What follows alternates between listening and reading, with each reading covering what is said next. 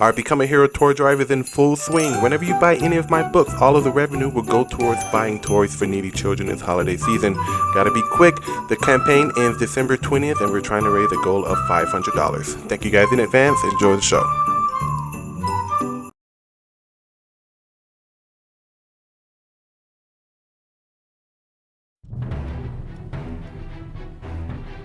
Oh man. A draw. This will work. I summon Karibo in attack mode, and I will use my multiply card to multiply him beyond infinity. What's going on, guys? Welcome back to another episode of Indie Choice Picks. Now, we've been getting a lot of people coming back on the show, and that is really great. But if you guys are new to the whole comic book game and you guys want to get some exposure, please let me know. I want to see some new faces. No offense to anybody who's returning to the show. I love you guys. You guys are great. All right? Today, we have another returning member. I don't know if you guys remember John Hervey and Rod Looper. They are working on their Project Black Tiger. They absolutely crushed it on their Kickstarter campaign, and now they have turned over to Indiegogo. So, I'm bringing to you guys today the creators of Black Tiger, John Hervey and Rod Looper. Enjoy the interview, you guys.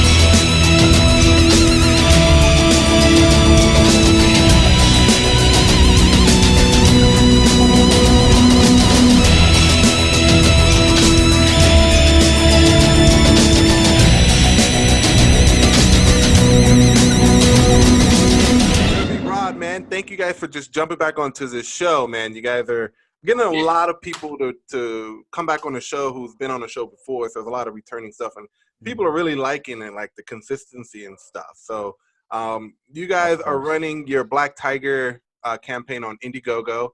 You did last time on Kickstarter, right. Completely crushed it. Now you're going over to Indiegogo. So tell the audience again about your story, and some people who may or may not have saw the previous interview before. Let them know what you're doing. Take it away. Yeah. So, I mean, like you said, this is an extension of what we did before. So everybody that did the Kickstarter, they're going to benefit from this as well. This is the same project. It's Black Tiger Legacy of Fury.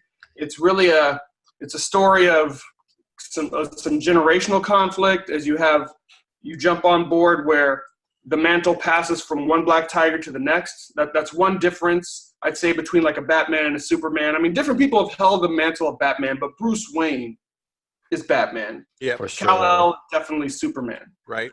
With this is a mantle that gets passed along across time.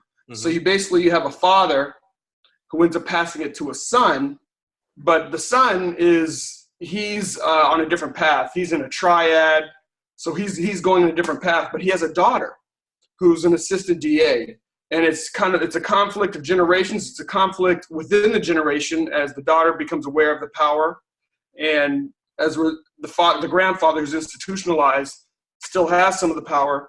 She actually has to stand up against her brother, who is going totally the wrong direction.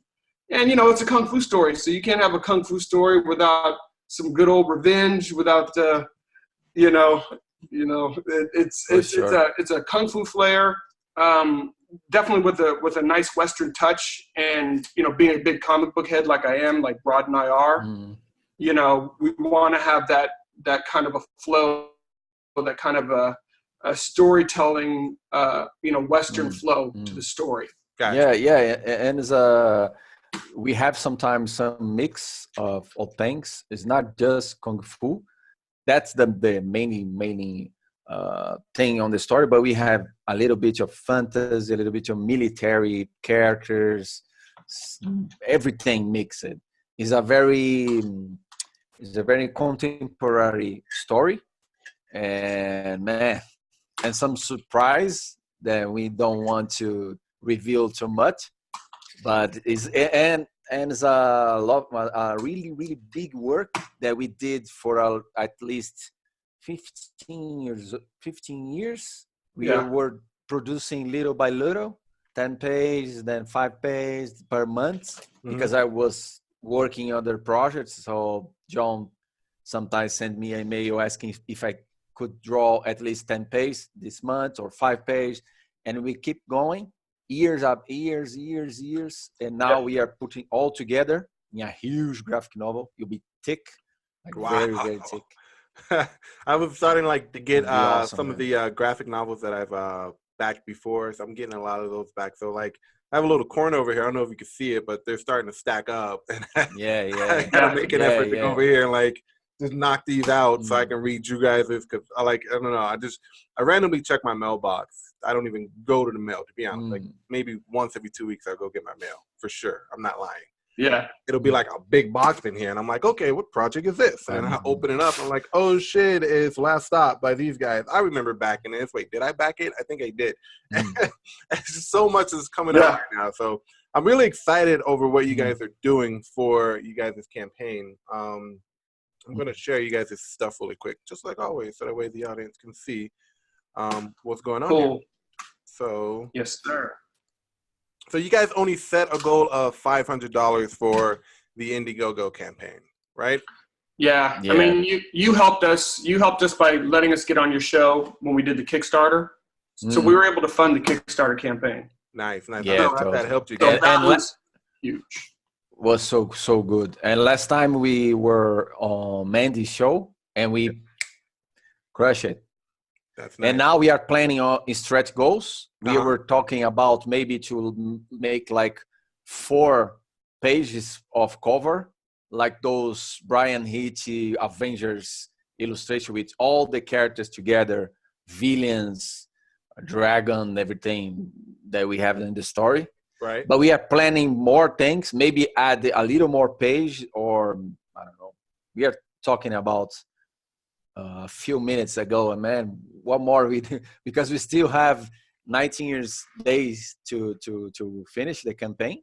Right. So we are planning, I don't know what more we can offer as a reward. Got you. Can you guys see the screen right now? Yes, sir. Okay. Cool. Yeah. Awesome. What were you gonna say?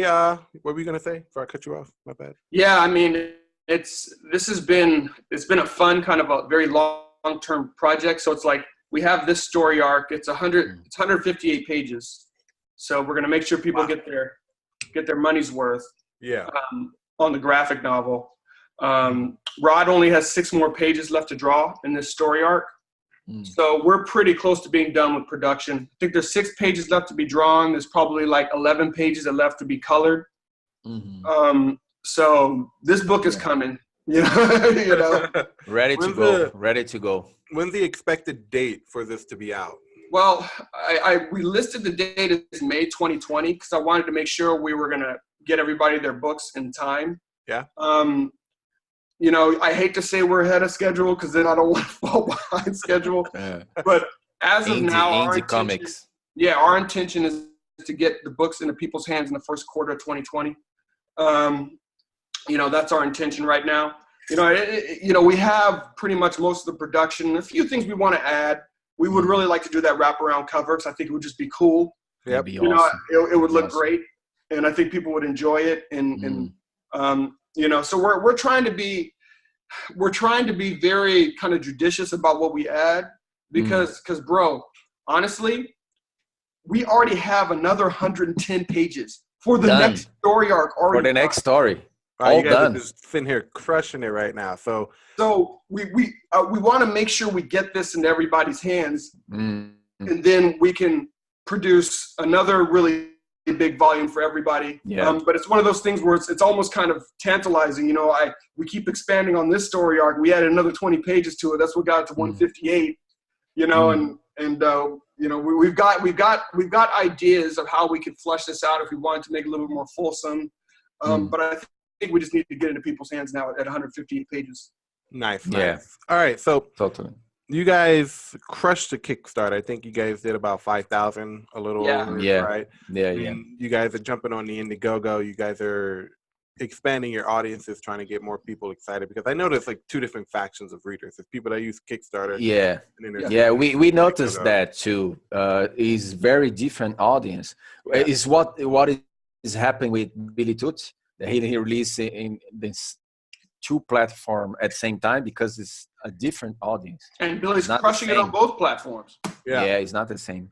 It's always fun when you see that too, because I always ask people, are you going to run it on Kickstarter? Are you going to run it on Indiegogo? Some people say both. Some people hate one and like the other, and vice versa. And I'm like, well, I mean, at the end of the day, you're an artist, so you want to try to spend your art. You need to share. You need to share it everywhere. Share it out, get it out, get audience. Don't like restrict a group of people because you don't like to use a certain platform. Like I hate Twitter. I hate Twitter with a passion, but it gets messages across no matter how much I like hate that platform. But going back to you got to share. Yeah, exactly. You got to share. So you guys are looking to get more money into this project. You guys are looking to expand on your stretch goals, maybe going to indie. Would there be any differences between the Kickstarter version and the Indiegogo, or is all going to be the same? It's all going to be the same. So everyone that supported the Kickstarter, they're going to get the benefit of whatever stretch goals we get here. So, you know, they'll get, you know, if we're able to get to a point where we get the wraparound cover, then everybody gets the wraparound cover. If we're crazy and we decide to even add some more pages, which could happen, then everybody could happen. It could really happen. This book will be like a Akira volume, like 500 pages of. You know, so if the we mail will cost like a car. Everybody gets the love. Everybody gets the love. That's cool. That's cool. I like how. Go ahead. Yeah, keep going. No, the good part is, like John said, I think this week I can finish more 2 pages, next week 2 pages, and we are done in all the pages. Then just need ink and colors and letters. So it's all ready to go. If we make more money, we can think about or save this money to start the production of the next one. Okay. It could be. That the next one, as John said, is already have almost 100 pages done. And that's 110 pages. That's 110 pages already. And Rod has this amazing idea, basically a 32-page idea of how we would wrap that whole thing up. So basically, 110 pages already produced. We'd need to raise the funds for the other 32. And then, you know. And this 32, this story will start in the past, samurai era. Ooh, so it's a lot of fun. It's a lot of fun, and then connects everything, every generation of the Black Tiger power. Okay. That's cool. So yeah, many possibilities. Now we get funded. Thank God. Now, refresh my memory. How long have you guys have been working on this particular project overall? We're talking this story, the next story you guys are working on, and wherever else. Like when you guys came up with the idea, how long ago was that? Those two story arcs we've been working on together for 15 years. Oh my Yeah. God, 15 years. This was before Facebook, YouTube, whatever, Twitter, whatever. 15 years. And you couldn't crowd fund. I mean, No, we were just doing this bit at a time. John invested all his money on that, and he found me on digital webbing. Digital webbing. His website. Way back, because we didn't have social media, so we can't find each other. It was I don't know. DeviantArt is already online. No, DeviantArt came later. Oh, later, yeah. Was digital webbing, and then DeviantArt. Yeah. 15 years ago, that would have been like 2004. That was back when like MySpace was still a thing. Oh, MySpace was huge, man. Yeah, MySpace. MySpace, like Friendster. Everyone remembers freaking Friendster and stuff. Yeah. Nobody today remembers MySpace. They got MySpace. Like MySpace was big. Was big at time. And then we have a lot of years of working, but we always had in mind to not hush anything. Because I work it as a concept artist or storyboard artist. John had another job, so we always plan. Look, we can only produce this month 3 pages, but it will be awesome page. Not let's do 5 pages here and 6. No, we always think about kung fu fighting, reference, everything, character. Sometimes I drew the face that is not correct with the previous page. I erase. It's all very passionate work. So it's not just let's make some money and then produce any. That's very interesting that you guys have been working on this for 15 years, because I think I have a problem, and I think a lot of people who are watching may have a problem, is that our brains are always working on the next best thing to come out of our heads, like the next story, the next idea, the next project, and we never really finish what we've started. So if you could give us some advice, how do you stay focused on one project for 15 years when your brain is constantly saying, oh, try this, you should do this, this sounds like a good story, why don't we start on this, forget this project, put this on the back burner? How did you guys stay focused for 15 years to make this project happen? Well, you still got to feed those other desires though, man. I mean, you have to entertain those other ideas, So Rod worked on other projects during that time period, some projects that I really I totally agree.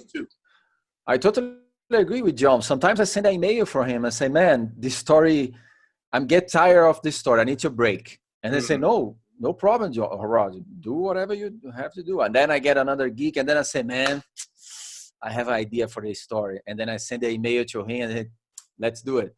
So we always keep it refreshing. It's not 15 years just working on that. Okay. Like John said, we fill in with other passions, but we always, because the main story is very good. I got passionate about the story from the start. I click it. So, and John is a good partner to accept my idea, because I work it with many writers that don't accept anything that's coming from outside, and John is very open, and so we keep going, and then get tired, let's have a break, calm down, let's have a break, let it there, let's think about it, let's work on another thing, then we come back again. Like we watching a movie, man, I have idea, let's produce more 10 pages, let's produce.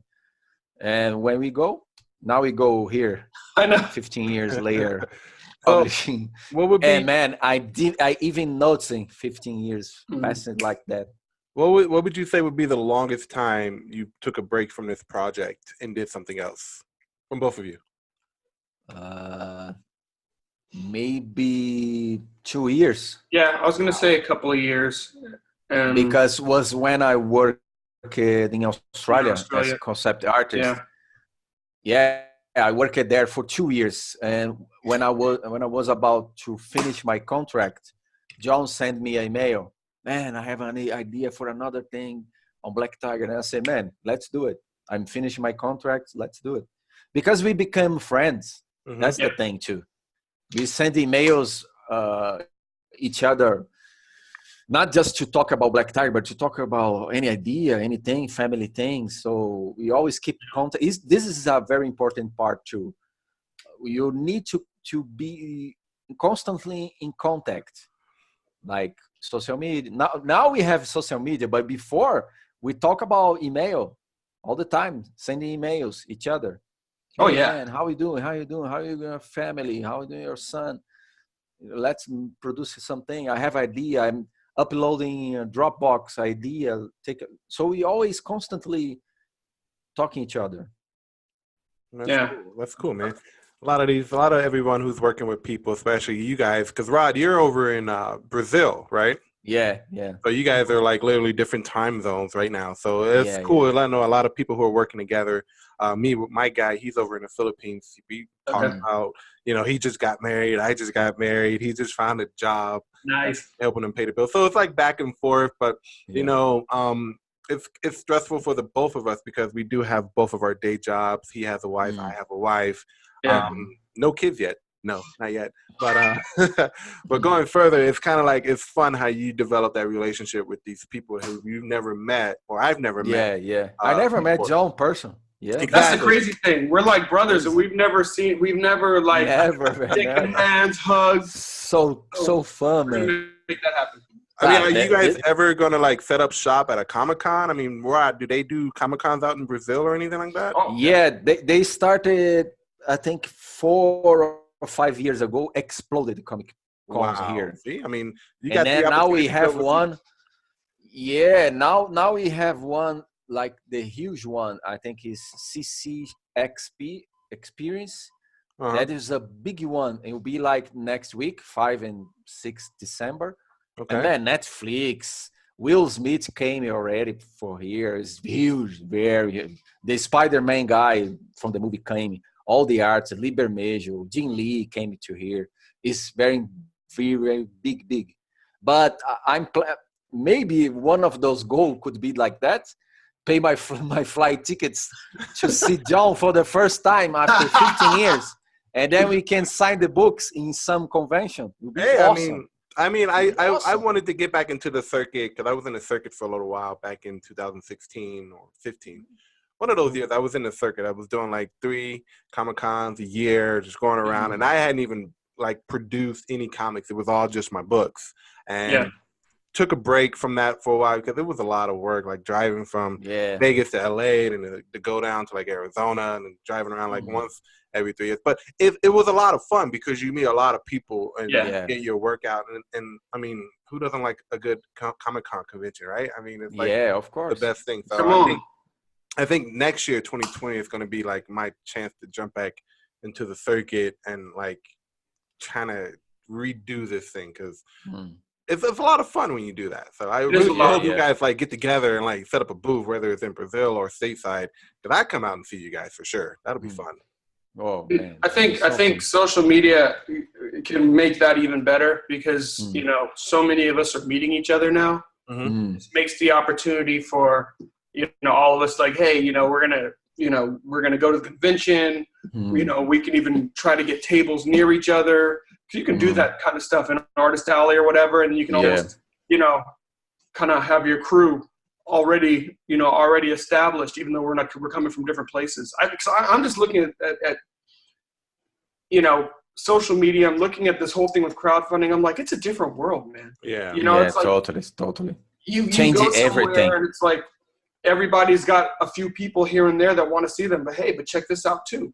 Check this out too. This is all kind of part of the crew. I think it's a great opportunity. Right. Yeah, right. totally. Cool. So I just got the notification that we're running low on time. So my final question I ask this to everybody. I guess you guys might know what the question is. I like to ask artists like you guys, give advice to people who are looking to do some crowdfunding. You guys have done it twice on 2 different platforms. So what are some pieces of advice you can give up and coming artists who want to do crowdfunding to make sure that they run a successful campaign? You know, I'd say first and foremost, this is going to sound silly, but have your product. It doesn't have to be completed, but have your campaign well thought out. Have people that you trust vet it, not people that are just going to say, "Oh yeah, baby, that looks good," but people that are going to give you some real advice, yeah, about what they would like to see on your page and whatnot. And the other thing is, like, you got to be part of the community. It really helps. I mean, you know, Rod has started his own show. I don't have a show, but you know what? People like you, people like Mandy, I mean, you guys are the reason why our projects have gotten funded. Totally. You know, people have shows, but you know, if you're a good person and you're able to be a part of the community, people will bring you on. Yeah. But you can't just be a leech. You need to really be a part of the community. Are you supporting other people's books? Are you retweeting other people's tweets? So I think it's like, you got to come in with the attitude of, I'm a part of this community, not just like, hey, what can I get? Gimme. What can I get? Yeah, for sure.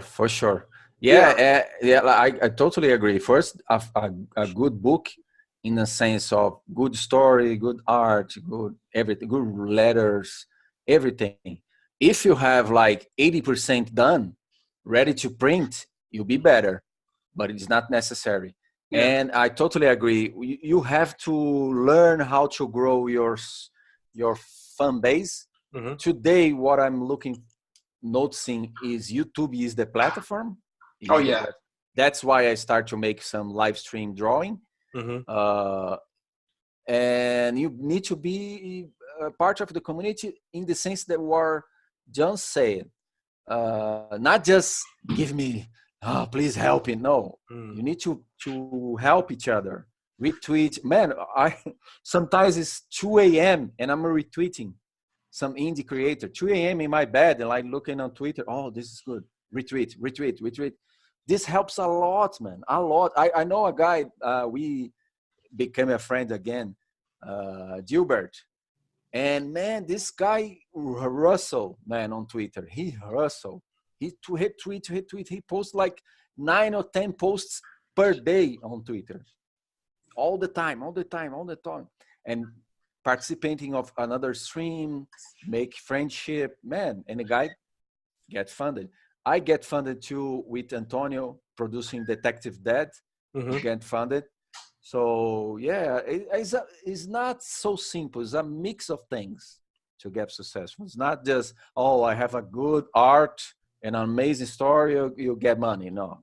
Yeah, I heard a quote from Robert Kiyosaki, and he was saying that you can be the best writer of all time, but the whole concept behind bestseller is the idea of knowing how to sell. It doesn't say bestseller for writing. I never heard like, I'm the best writer. Like, you don't best writer something. No, it's bestseller, knowing how to sell. And there's a formula to knowing what to do and how to sell. And usually when you're good at sales, you're good at giving first. And if you give, those people that you've given to are going to come back and say, I like this guy. I want to buy whatever it is he's selling. And I noticed that I started with my Instagram. I post a lot of YouTube. I reply any comment. I reply any PM. But now with YouTube, I want to really give that, because I start to draw when I didn't have any information of art. So I want to give that for free. Yes. I want to draw and say, if a guy asks me, oh, how do you draw anatomy? How do you draw action scene? I want to explain. Do you know the Dean Lee streaming? I don't.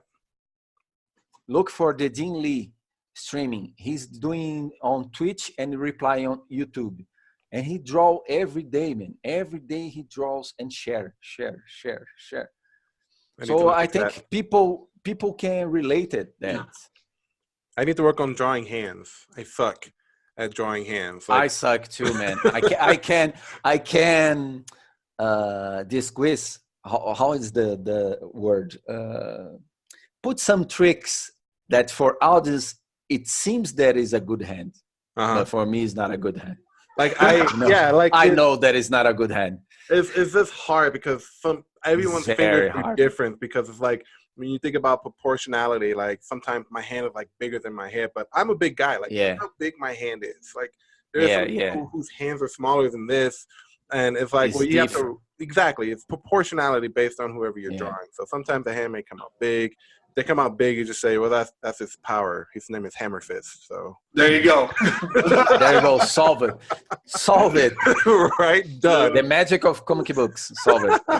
All right, guys. Well, thank you so much for coming on the show. Thanks, you guys man. have your Indiegogo platform. Appreciate it. Tell them where they can find you on social media, you guys. So you can find me on Twitter at Beyond Time Inc.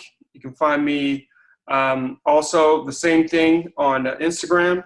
It's Beyond Time Inc. Or you can find me Hervey_John on Instagram, and Facebook is BeyondTimeComics.com. There you go. And Rod? Me is on Instagram, Rod.Looper, and Twitter's Rod_Looper. YouTube now with the new channel is 2D Art channel. And me and my friend Art Sida, we are uploading many art videos, tips, and that's it. Nice, guys. Well, thank you guys for coming on the show. You guys can find their campaign in the link in the description of this video. Go over there and support them on Indiegogo. Sign up for their mailing list. I'm excited for this 158-page book. Like, I look back on my Kickstarter, I was like, I'm pretty sure I backed this. And then you're a backer. I'm like, okay, cool. I got this. I can't wait for this book to come out. And you said May, right? Yeah. Hopefully, we're looking to get it to you earlier, but by May. All right. Yeah, it's better to put it a little bit. You know, I've been getting requests to do reviews on people's Indiegogo books, so I don't know if that's going to be like a thing for next year. I've already got my playful, but I mean, I'm just saying it's an idea to throw out there. Yeah. So if I get a lot of more requests to do review some people's work, I'll be more than happy to do that for you guys as well. So that's cool, man. Appreciate that. Be good. No problem, guys. All right, guys. Well, enjoy your Saturday. I will see you guys on Twitter. All right. Sounds good. Will. All right. Peace out, brother. Thank you. Bye. Well, that's it for this interview. Thank you guys for watching. If you like the creative idea, the link to their campaign is in the description. You know, when I started off with the Indie Choice Picks videos, I wanted to give a platform to indie creators everywhere. So if you are an indie creator and you have a project that you're working on and you want to come on the show, find me on social media, preferably Twitter or Instagram, and let me know what you're working on. Also, a big shout out to Silver Tiger for giving me that awesome intro you saw at the beginning. I'm Will at Heroic Studios, and remember to support indie creators everywhere.